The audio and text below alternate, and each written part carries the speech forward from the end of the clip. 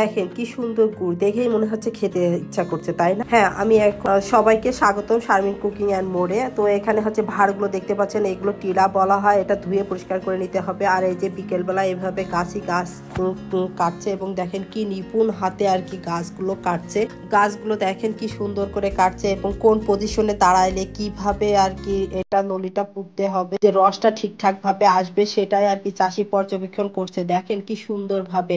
তো একটা রস পাড়ার ক্ষেত্রে যে কি যে কষ্ট, এবং গুড় তৈরি করার ক্ষেত্রে তো গাছিকে না দেখলেই কিন্তু বোঝা যায় না। দেখেন কি সুন্দর করে এখন গাছ থেকে এখন সে নেমে পড়বে। এভাবে প্রত্যেকটা গাছে আর কি এই টিলা ঝুলিয়ে রেখেছে। আর এই হচ্ছে সেই খেজুর গাছের পাতা, এটাতে এই রসের গুড় চালানো হয়। আর এরকম ঘন কুয়াশার ভিতরে দেখেন যে যার কাজে ব্যস্ত। আর হচ্ছে আমাদের যারা গাছি ভাই আছেন তারা হচ্ছে রস পেড়ে নিয়ে বাসায় ফিরছেন। দেখেন তারা এই যে সাইকেল ভর্তি করে আর কি টিলা নিয়ে যাচ্ছে এবং অনেকগুলো রস হয়েছে। রসগুলোর ভিতরে আবার খেজুরের পাতা দিয়ে রেখেছে যাতে কোনো পোকামাকড় না যায়। দেখেন কি কুয়াশা। চাষি ভাই দেখেন কি সুন্দর একটা গাছ থেকে আরেকটা গাছে তত্তর করে উঠে আবার নেমে আসছে এবং এভাবেই কিন্তু রস সংগ্রহ করে থাকে। আর এই যে প্রত্যেকটা গাছ থেকে তো আমার দুই ছেলে মেয়ে আর কি দেখছে যে কোন ভাড়ে আর কি রস আছে। তো দেখেন আমার ছোট মেয়েটা আরো মানে সে উকি মেরে মেরে দেখছে যে, কিন্তু সে কোনোটাই রস পাচ্ছে না। তার ভাইয়া আর কি যে বলছে যে এটাই আছে, তখন সে গুটি গুটি পায়ে এসে দেখছে যে ওর ভিতরে কি আছে আর কি। এই যে গাছি ভাই দেখেন এক এক গাছ থেকে রস পেড়ে নিয়ে আর কি এক এক জায়গায় সংগ্রহ করছে। সংগ্রহ করার পরে এই যে এইভাবে ছেঁকে নিচ্ছে যাতে এর ভিতরে কোনো ময়লা না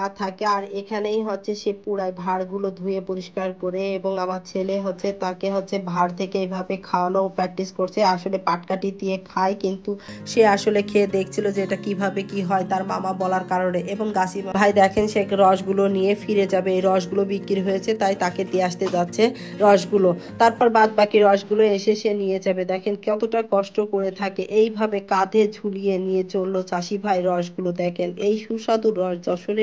আর শীতকাল মানেই তো বুঝতে পাচ্ছেন যে কতটা মানে গ্রামে যে অপূর্ব সৌন্দর্য, এই রস খেজুর এবং সবকিছু মিলায়ে মানে একটা অপরূপ সৌন্দর্য বাংলার যে ঐতিহ্য বহন করে, তা আসলে গ্রামে আসলেই বোঝা যায়। রসগুলো বাড়ি নিয়ে আল্লাহর কি নিয়ামত যে এই পানিতে কি মিষ্টি, তাই না? দেখেন এই রসগুলো আবারও ছেঁকে আর কি এই জাল দেওয়া হচ্ছে। এটাকে হচ্ছে কড়াই বা তাবাল বলা হয় আমাদের আঞ্চলিক ভাষায়। কে কোন জায়গায় কি বলা হয় সেটা আমি জানি না। দেখেন রসগুলো কি সুন্দর চকচক করছে, মনে হচ্ছে এখনই সব খেয়ে নি। চেহারাও দেখা যাচ্ছে এতটাই চকচক করছে এবং এতটাই পরিষ্কার। এটা খুব সুন্দর করে ঢেলে নেওয়া হচ্ছে পাত্রে। পাত্রে ঢেলে নেওয়ার পরে এটা খুব সুন্দর করে আর কি জাল দেওয়া হবে।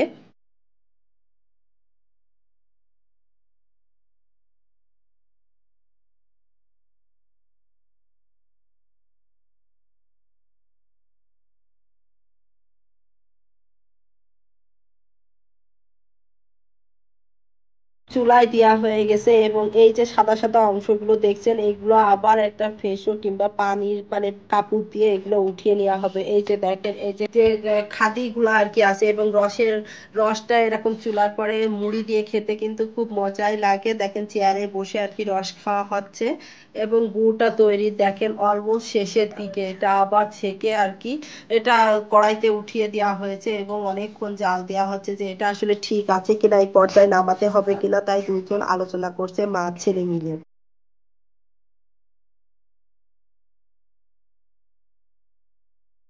এই যে শেষ হয়ে গেছে, এখন হচ্ছে চুলা থেকে নামিয়ে নিচ্ছে। নামিয়ে নিয়ে গুড়গুলো এক পাশে করবে। আর এই যে কড়াই থেকে সব এক জায়গায় করে নিচ্ছে। তারপরে এই যে আমি আবার একটু দেখছিলাম যে আসলে কিভাবে এটা আর কি মানে বিচি আর কি তৈরি করে। দেখেন কতটা কষ্ট, এখানেই হচ্ছে মেন।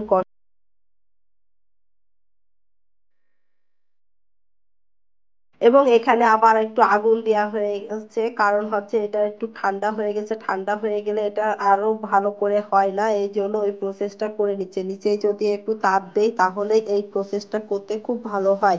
আর এই বীজটা যত সাদা হবে এবং দলা দলা হবে, গুড়টা ততই আপনার আঠালো হবে।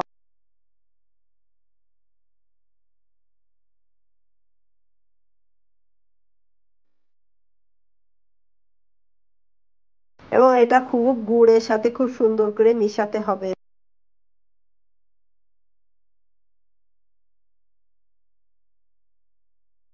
আর যশোরের খেজুরের গুড় মানে তো কোনো কথাই নেই, এখানে কোনো ভেজাল চিনি কোনো কিছুই কিন্তু মিশানো হয় না, খাঁটি খেজুরের গুড় যেটা সেটা।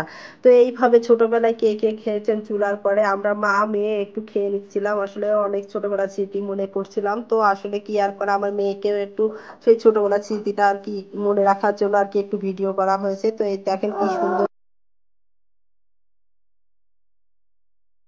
তো আমার মেয়ে আবারও গেছে দেখেন, সে বসে বসে, তো আমি তাকে উঠতে বলছি, সে উঠবে না, সে গুড় আরো খাবে। এই যে সে নিজে নিজে এবার খাওয়া শুরু করে দিয়ে, কালারটা দেখেই বুঝতে পারছেন যে কতটা ইয়ামি হয়েছে। এখানে কোনো ফিটকেনি কোনো কিছু প্রিজারভেটিভ কোনো কিছুই ব্যবহার করা হয় নাই, এটা 1 বছর অনায়াসেই খুব সুন্দর করে, এবং এটা দেখেন খুব সুন্দর করে এটা মিশাতে হবে, তা না হলে কিন্তু এটা সাদা হবে না। এবং তার মা আর কি দেখতেছিল যে ঠান্ডা হয়েছে কিনা, এবং যারা কিনতে আসছে তাদের আর কি এই যে দাঁড়িপাল্লায় আর কি মেপে দেখছে যে মাপটা ঠিক আছে কিনা, এবং সবগুলো আবার এক জায়গায় নিয়ে গেছে এবং বয়েমে যার যার পাত্রে সে ঢেলে দিচ্ছে এবং আবারও মাপ দিচ্ছে, এবং বাড়ি নিয়ে চলে আসছি। এবং এরকম দানাদার গুড় দিয়ে কিন্তু চিতই পিঠা খেতে শীতের দিনে খুব মজাই লাগে, সাথে গুড় ও নারকেল ছিল। আর আমি বাসায় নিয়ে এসে মুড়ি দিয়ে এরকম রস খেতে আমার খুবই পছন্দ, কে কে খান এরকম রস গুড় দিয়ে। তো আমার আম্মু এখানে ভিজনা পিঠা তৈরি করবে, তো এটা তার প্রস্তুতি করছে। এই যে শীতকাল মানেই পিঠাপুলির, আর গ্রামে গেলে তো কথাই নেই, তো রস দিয়ে নিয়ে আসা হয়েছে, তো সেই রসে ভিজানো পিঠা তৈরি করা হবে, তো চিতই পিঠাগুলো তৈরি করা হচ্ছে। আর নতুন খেজুরের গুড় দিয়ে তেলের পিঠা, ওয়াও দেখেন কি সুন্দর ফুলে উঠেছে, এইভাবে কে কে করেছেন। আর ছোটবেলায় আমরা কিন্তু এই যে এইভাবে পিকনিক করতাম, তো দেখলাম বাচ্চাগুলো পিকনিক করছে, তো আমি একটু ভিডিও ফুটেজ নিলাম। এরকম শীতকালে কিন্তু মজাটাই অন্যরকম।